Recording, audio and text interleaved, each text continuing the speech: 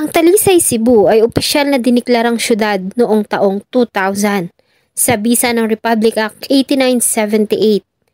Bagamat isa ng city, ay malaki pa rin sa nasasakupan ng lugar ang mga kagubatan at mga liblib na sityo at barangay. Ang kwento po natin ngayon ay nangyari sa isa sa mga nasasakupang barangay ng Talisay City. Ito ay ang talaga namang nakakalungkot at kalunos-lunos na sinapit ng isang 10 years old pa lamang na batang babae noong 2022. Isa kasing naaagnas sa katawan ng isang batang babae ang kanilang natagpuan sa masukal at liblib na lugar sa isang maliit na kuweba. Ang biktima ay natatakpan ng malalaking bato at ito ay kinilalang si Kiara May Nama-Nama.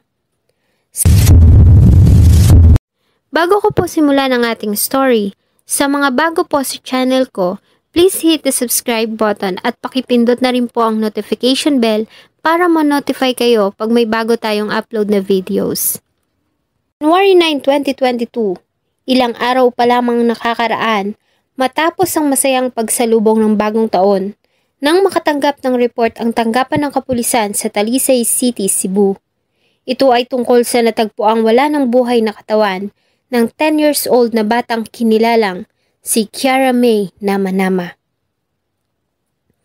Kasama ang mga tauhan ng Bureau of Fire Protection at City Disaster Risk Reduction and Management Office ay nagtungo sila sa lugar. Dito ay nadatnan nila ang biktima sa kalunos-lunos nitong kalagayan. Ayon sa ina ni Kiara, ay huli nilang nakitang buhay ang anak noong January 6, 2022. Maaga umano silang gumising na mag-anak. At tulad ng kanilang nakasanayan, kasama ang anak na si Kiara at nakatatanda nitong kapatid na lalaki, ay maaga pa nilang binagtas ang daan papunta sa ilog para maglaba. Makalipas lamang ilang saglit, ay nagpaalam sa kanyang dalawang anak na magpupunta sa malalim na bahagi ng ilog, upstream, para maligo, na kanya namang pinayagan. Ayon sa kanya, ay alas 10 na ng umaga nang matapos niyang nilalabhan, at nagsimula na siyang hanapin ang dalawang anak. Subalit wala na si Kiara, at ang 12 years old na lamang na anak na lalaki ang kanyang nakita. Ayon dito ay nauna nang nagpaalam si Kiara sa kanya para umuwi.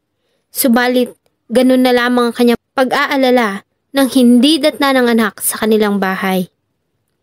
Kasamang ilang mga kamag-anak at kakilala ay hinanap nila si Kiara.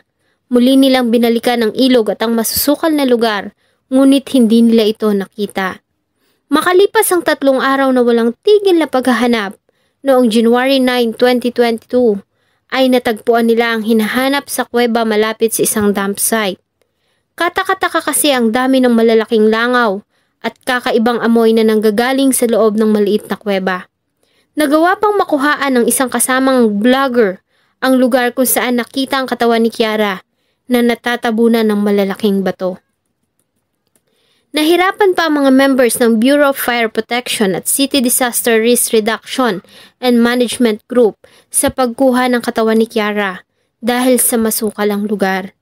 Ang katawan ni Kiara ay nasa state of decomposition na at punit ang pang-ibaba nitong kausuotan. Kaya naman una nang tiningnang motibo ng mga pulis ay ang panggagahasa. Ang pamunuan ng Talisay City sa pangunguna ni Mayor Gerald Anthony Gullas ay naglabas ng pahayag na magbibigay ng halagang 100,000 bilang pabuya sa kung sinong makakapagbigay ng impormasyon sa nangyari kay Kiara May.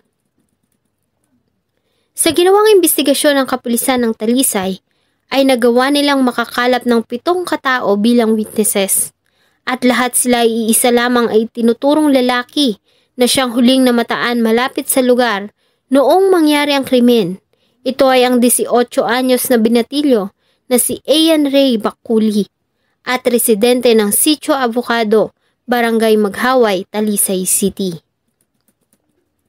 Sa ginawang follow-up operation ng kapulisan noong January 12, 2022, ng alas 9:30 ng umaga, ay nagawa nilang maaresto ang person of interest na si Bakuli.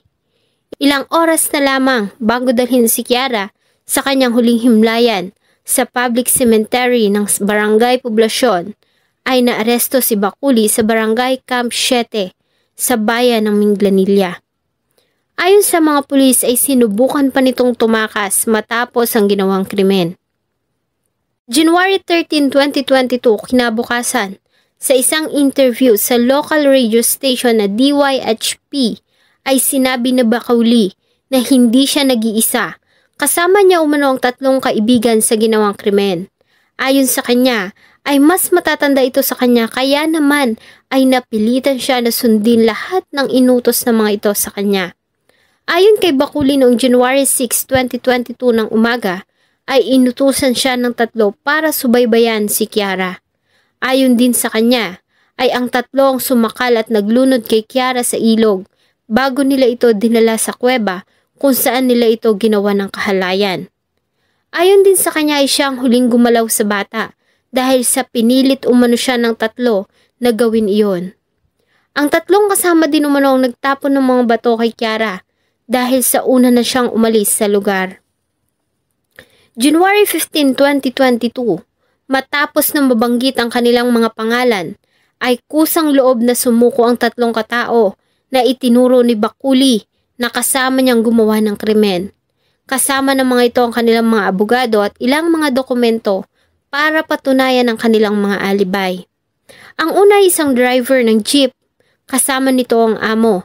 Ayon sa kanya noong araw na mangyari ang krimen ay namamasada siya at ang nasabing alibay ay pinatutuhanan ng amo nito. Ang isa naman ay isang kargador, kasama nito ang driver ng truck na kanyang sinamahan kung saan ay naka-duty umano siya noong araw na mangyari ang krimen.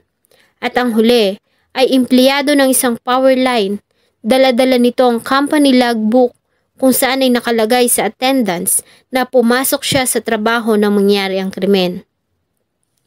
Ayon sa 3 ay kilala nila si Bacauli dahil sa naninirahan umano sila sa iisang barangay. At ang suspect ay minsan na nilang nakasamaan ng loob. Ito umano ang dahilan kung bakit dinadawit sila nito sa kaso. Matapos ang investigasyon ay walang nakitang kahit na anong ebidensya na maglilink sa 3 sa kaso. Wala din kahit na anong mga criminal record ang 3 sa lugar. Kaya naman ay agad din itong pinakawalan at muling nag-focus ang investigasyon kay Bacauli. Napag-alaman nila na ang binatilyo ay may ilang kaso na ng pagnanakaw at kilala din ito sa lugar na gumagamit ng illegal na gamot. Sa huli ay kusang loob naman na inamin ni Bacauli ang ginawa sa harap ng media at ng abogado. Ayon sa kanya, ay malimit siya sa lugar para mamana ng isda at malimit niya din na makita ang biktima na naliligo doon. Hanggang sa makita niya ito noong umaga ng January 6, 2022 na naliligo sa ilog. Nang makita na wala itong kasama, ay agad niya itong nilapitan at sinakal bago inilubog sa tubig hanggang sa maulan nito ng malay. Binuhat niya ang katawan nito papunta sa masukal na kuweba at doon ay ginawa niya ito ng kahalayan bago niya ito tinabunan ng malalaking bato. Umamin din ito na nakagamit siya nang gawin niya ang pamamaslang. Ang suspect ay agad na sinampahan ng kasong pagpatay at panggagahasa ng Talisay City Police at ito ay nasa pangangalaga ng Talisay City Police Station habang dinidinig ang kaso sa hukuman. Nagpasalamat naman ang pamilya dahil sa mabilis na pagkakadakip sa suspect. Subalit ganun na lamang ang kanilang pagkadismaya dahil sa kamag-anak pa umano nila si Bacauli. Ang ina kasi ni Kiara at ang ama ng suspect ay magpinsan. Kaya naman ay hindi nila lubos maisip na ito ang gagawa ng kahiyupan sa kanilang anak. Hindi pa nakaka-recover ang mag-anak dahil sa giniba ng bagyong Odette ang kanilang tirahan. Sumunod pa ang masakit na sinapit ni Kiara. Tanging iling na lamang naging reaksyon ng mga magulang ni Bacauli dahil sa hindi nila lubos maisip na magagawa iyon ng kanilang anak. Magsisi man ito ay huli na dahil sa hindi na nito maibabalik ang buhay ni Kiara na winakasan niya sa napakasakit na pamamaraan. Nga ng mga tuko, di naman nagtagak-tagak, din tayo natumbang mga gitaguan. Dito siya gisok-sok.